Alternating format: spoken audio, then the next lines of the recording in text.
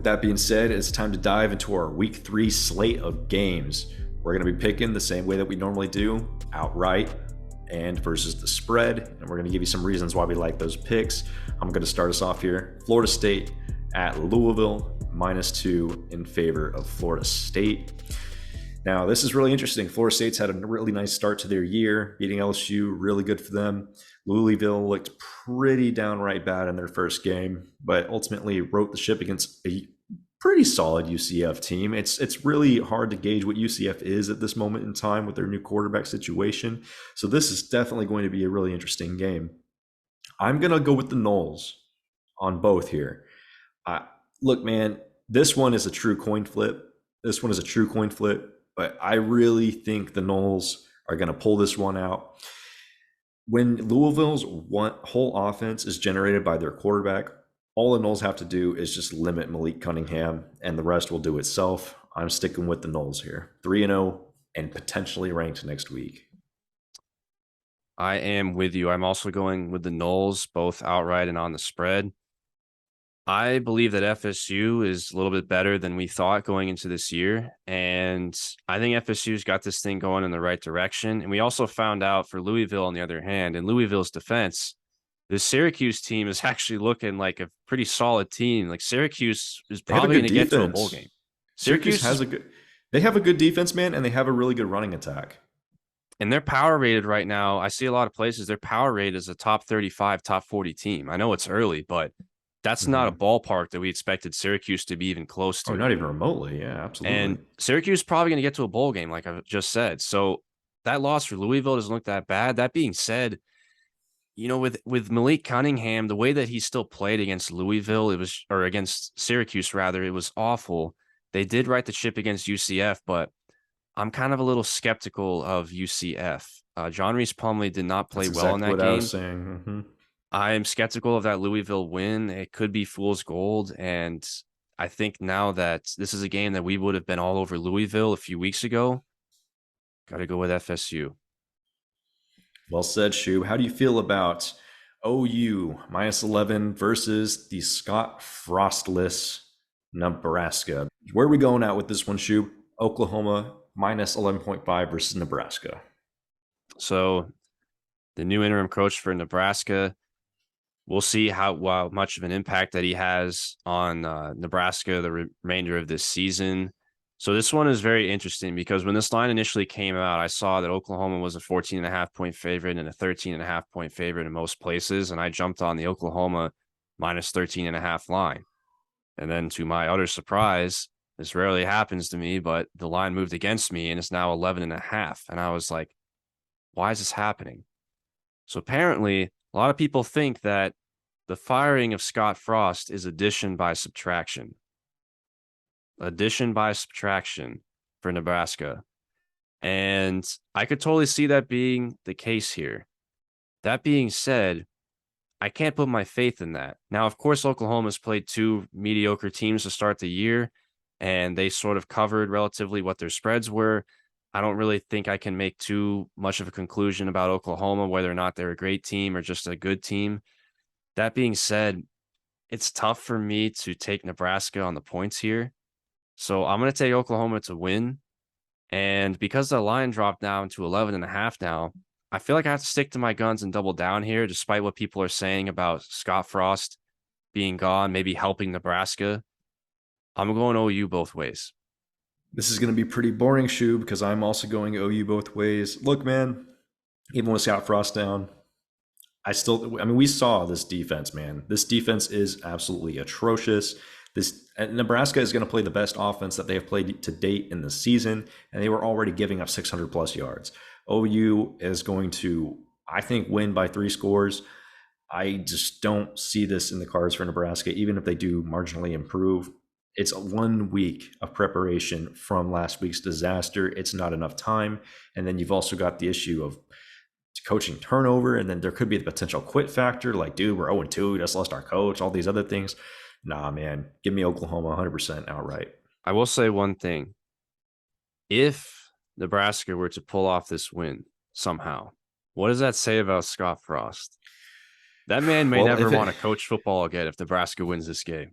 If it happens, man, he might have to give some of that guaranteed money back. I'll tell you that.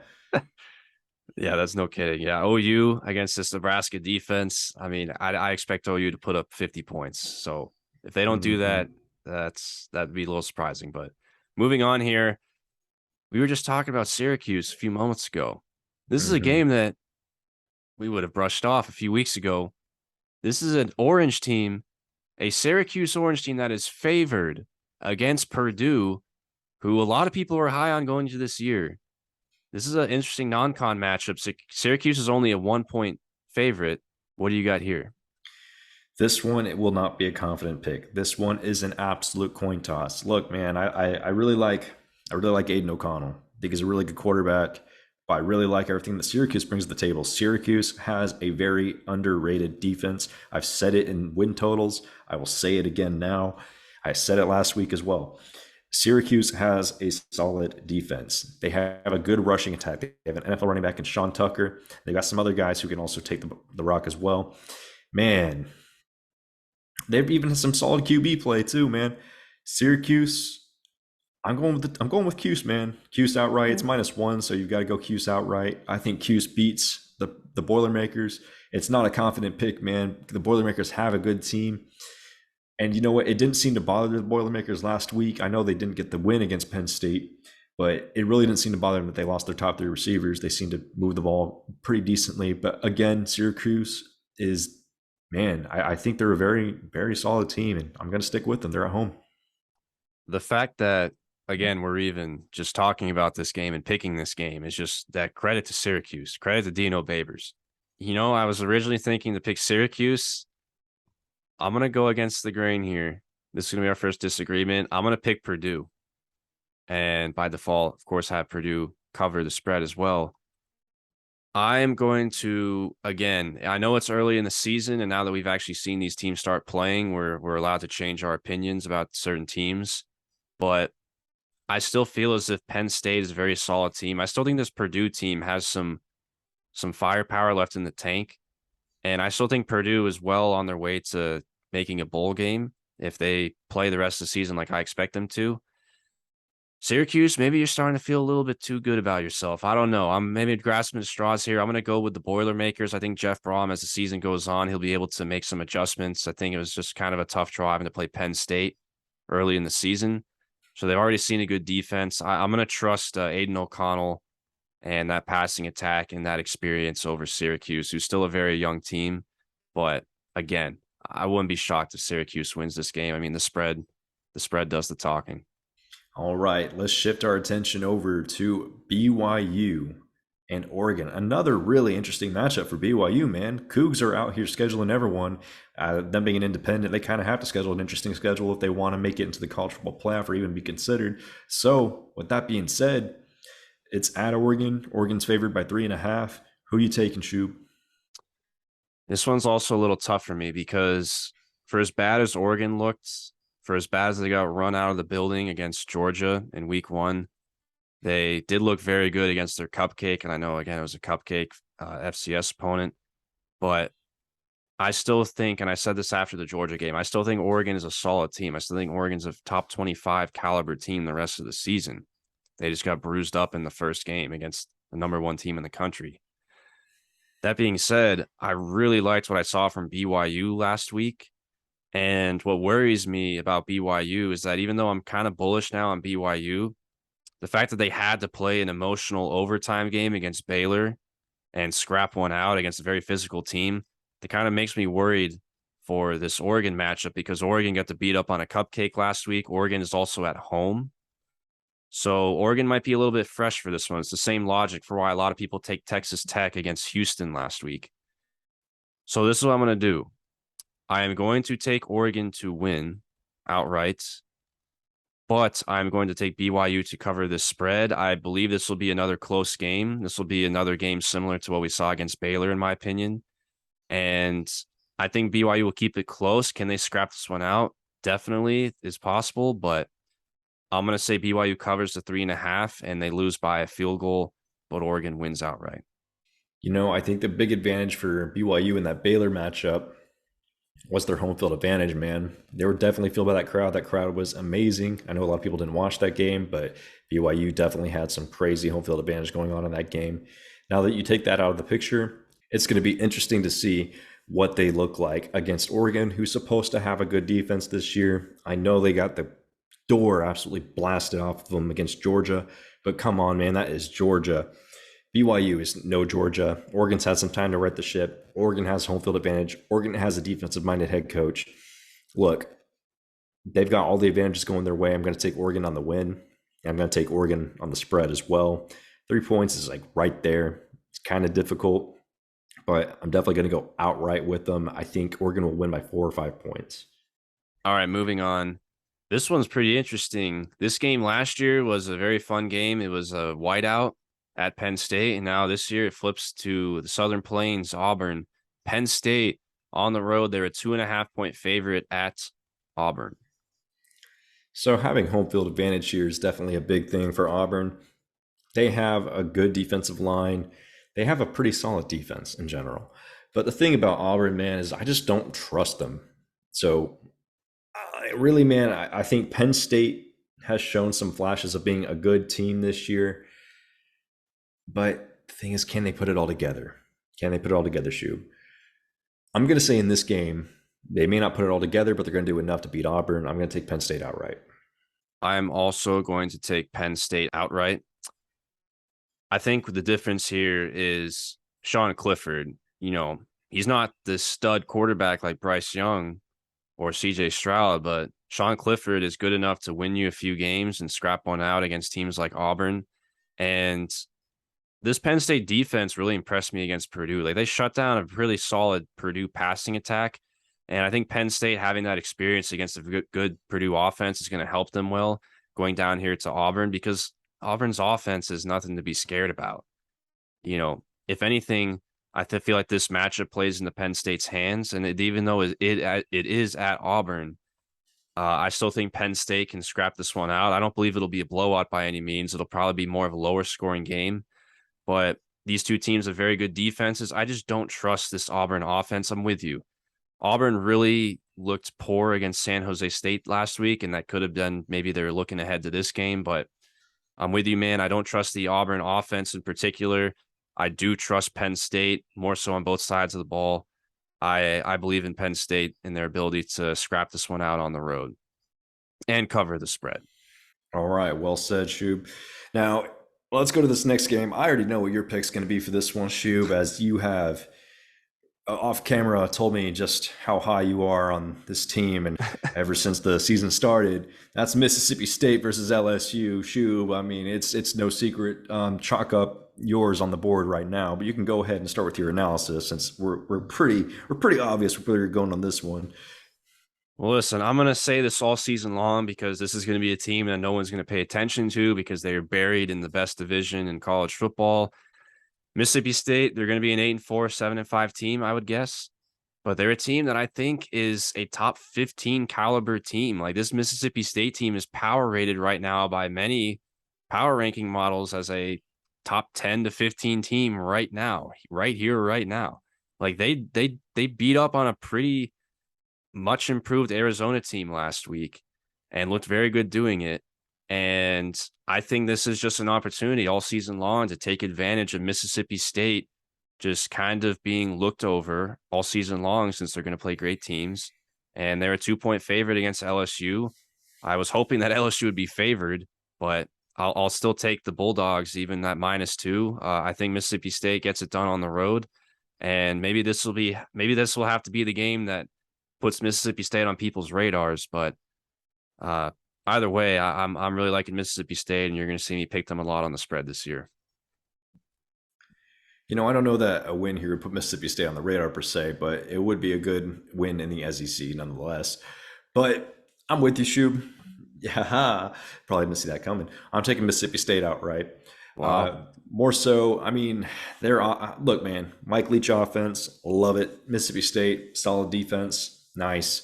LSU, Brian Kelly, still got some things to work out in their relationship.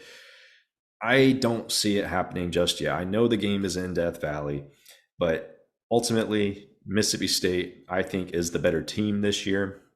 and that's going to show on the field come Saturday. Is this a night game? I'm looking right now. So it's a 5 p.m. local kickoff for LSU. So I guess it will be a It's night game basically a night partially. game. So yeah, I mean tough environment for Mississippi State, but I'm very high on this Mississippi State team relative to the rest of the market, like very high on them. So I got to stick with my guns here. Bulldogs all the way.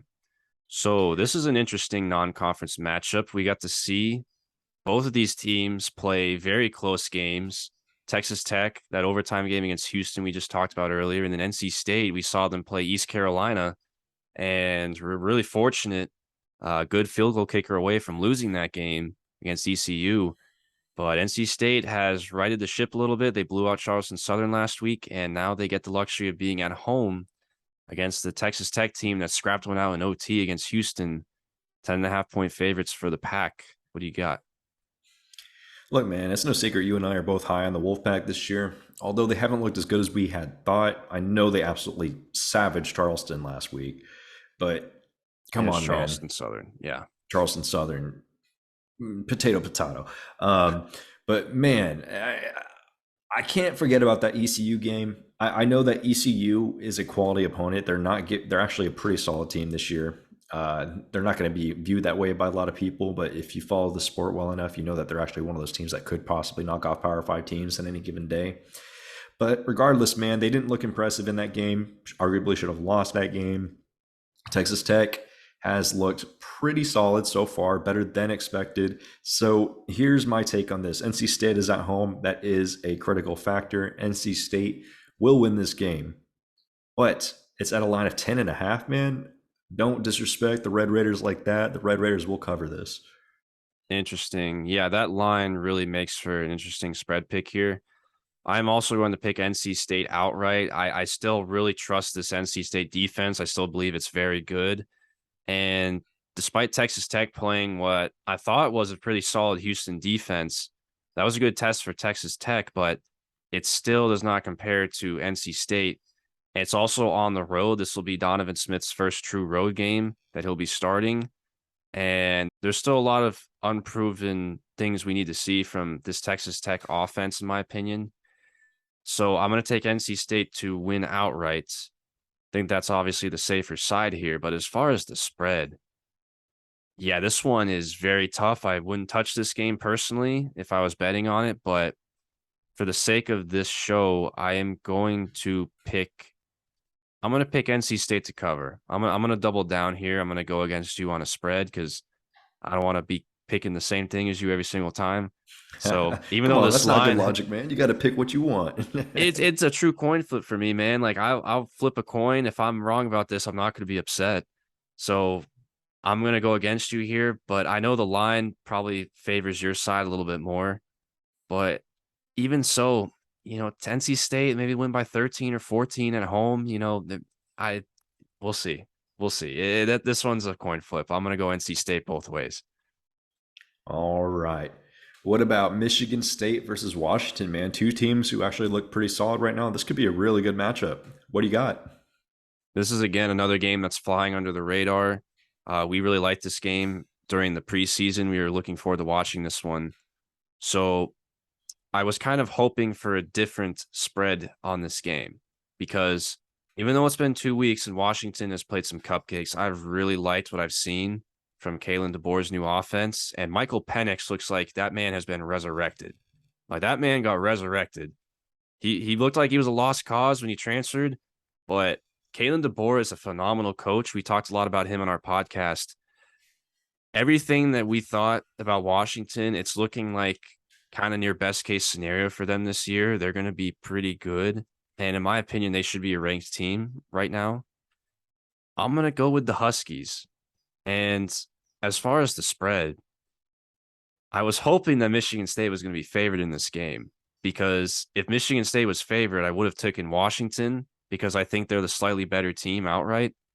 But unfortunately, Washington got placed as a field goal favorite. So even though I don't really like that, I'm going to double down here. I'm going to double down hard. This is a little ballsy. Give me Washington. Give me Kalen DeBoer both ways to win this game and cover this field goal spread. I think there's going to be a lot of high scoring between two teams that traditionally are known for their defense. So I'm drinking this Kalen DeBoer Kool-Aid right now. And yeah, Michigan State on the road too, traveling really far out west. Give me the Huskies. I will say I love the hire of Kellen DeBoer and him bringing over the continuity of his entire coaching staff, basically the OC, the DC. That is tremendous, and that's a good way to not miss a beat when you're trying to implement a system. One reason that we talked about in win total is why I wasn't as high in Oregon this year, because the replacement, all the coordinator positions, all different schools. But you have straight continuity with Washington. I think that's why we're starting to see things kind of flow so smoothly, so quickly. But with that being said, man, Tuck coming. Tuck coming. I'm giving Michigan State on both here. I think it's going to be a competitive game. I like Michigan State. Michigan State is going to be a very good team this year. They're not going to finish highly rated because they have a very brutal schedule. Michigan State will probably end up with 4 or 5 losses at the end of the year, but it's not a testament to them as being a bad team. They are a very, very solid team. I would say that they are 100% easily a top 20 team this year. But Washington is also a good team. It will be interesting to see how this one pans out, man. But I really like Michigan State for this game. These are two teams that I think will be top 25 caliber rest of season. And it's just unfortunate that they're being played at the beginning of the year because one of them is unranked, which, by the way, again, if you just base your view of the sport through the AP poll, don't do that because the AP poll, look at the spread. Yeah. One team is unranked and one team is ranked number 12, and then one team is favored by 3 points. I mean, the AP voters only watch like 5 schools. Yeah. So. Don't use the AP poll as your judgment system for these teams. Just a word of advice. But moving on here, this is a game that, boy, this one looked juicy.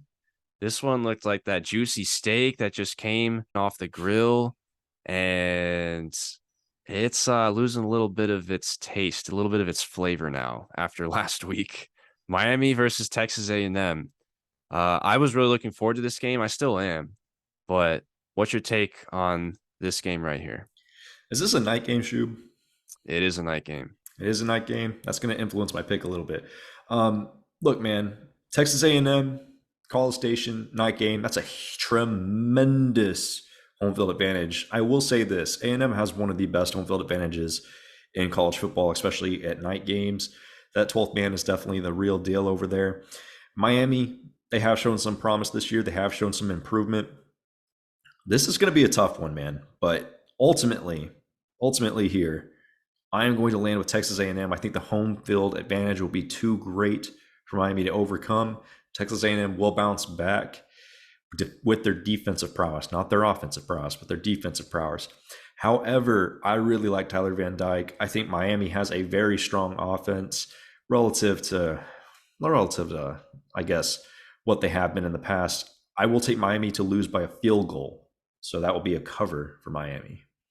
Interesting. So you have A&M winning, Miami covering that plus 5.5 points. And the only reason I think Miami will cover is because A&M has yet to prove that they have the offensive capabilities to move the ball. But I think the home field advantage will be so great for the Aggies that their defense is just going to be fueled to the very end. So I think it's going to be a relatively low-scoring game.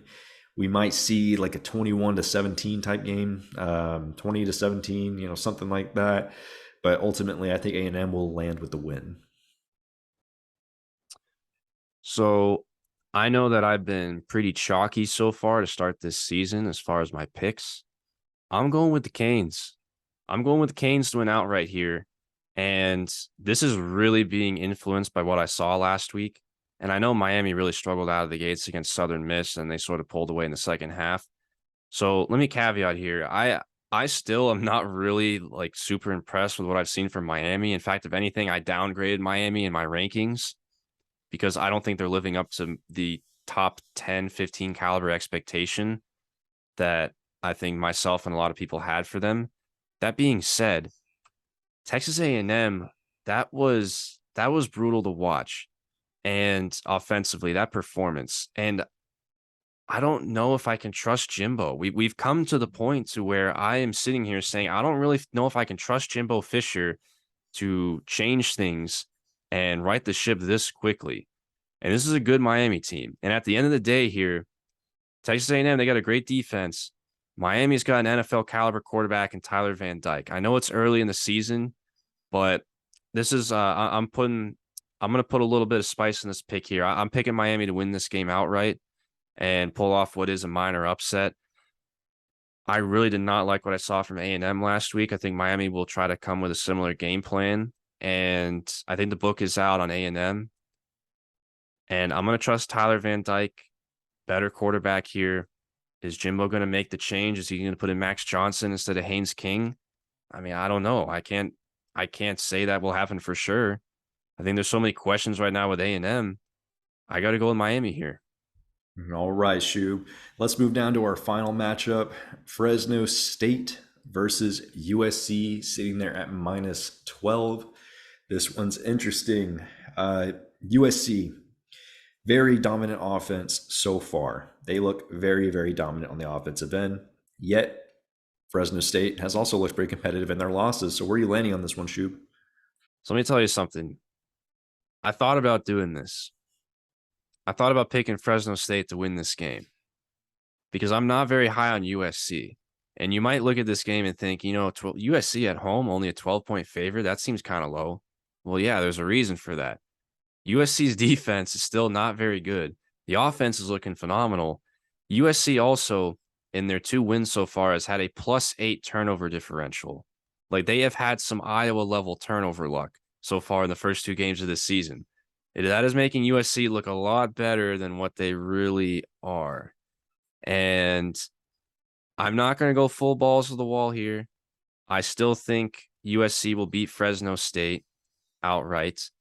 But I think Fresno gives them a scare. I think this could potentially be a 1-score game. I'll take Fresno on those 12 points. I wish the line was a little bit larger than that. But I'm going to still take the Bulldogs to cover here. And USC is too much offensive firepower. It's looked really good. I can't go against that, but give me Fresno State to cover. Shoob, I mean, USC's defense has been absolutely terrible. Fresno has a good offense. I really like Jake Hayner. USC, this is gonna be a high scoring game. I wonder what the line is for the over under. It's got to be pretty high. It's got to be pretty high.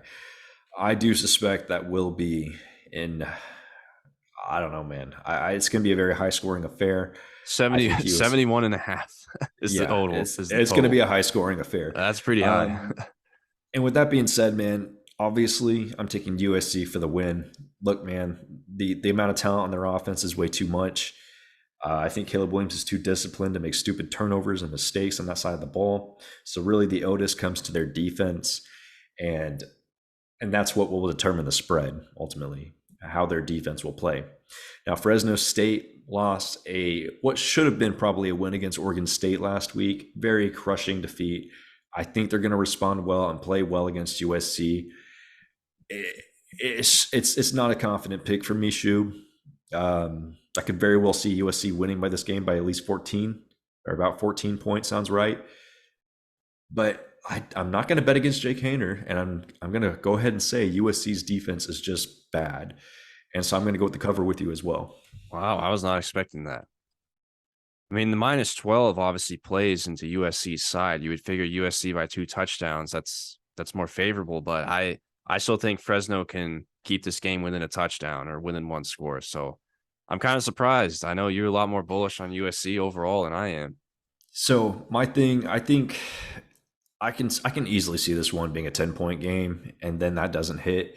I mean, 14 points sounds about right. Even 13 points sounds about right. But guess what? That's sitting there at -12. And the way these games have been going here lately, man, with betting, man, it's always so inconsistent.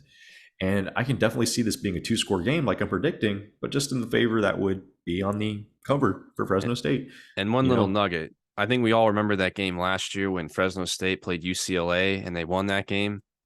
I think Jake Hayner, he's going to ball out against those types of teams. He's going to ball out against USC. I am expecting Jake Hayner to be on his A game for this game. And that's another reason why I am putting my faith in this Fresno State offense. They're going to be able to keep up with USC. I'm pretty confident in the spread. Thank you for watching today's video. If you like this, give this a thumbs up, leave us a comment so we can comment back to you guys. Let us know what you think. Also, reach out to us on Twitter, Xan Shoob on Twitter. Give us a follow. We'll give you a follow back. And also comment to us there. We're really engaging with our fans over there. In addition to that, please check out the podcast if you enjoyed this. This is only about a third of what we cover on a day-to-day basis, and we have a lot of new content for you guys coming soon. Go and check out the pod. If you have Apple Podcasts, go ahead and check it out. We give a lot more content, in-depth breakdowns of teams that you don't get here on YouTube. Please go ahead and check out our podcast for your drive home from work, whatever it may be. Go ahead and check it out. A lot more Link to hear in from description. us. Links in description. See y'all later. Have a great day.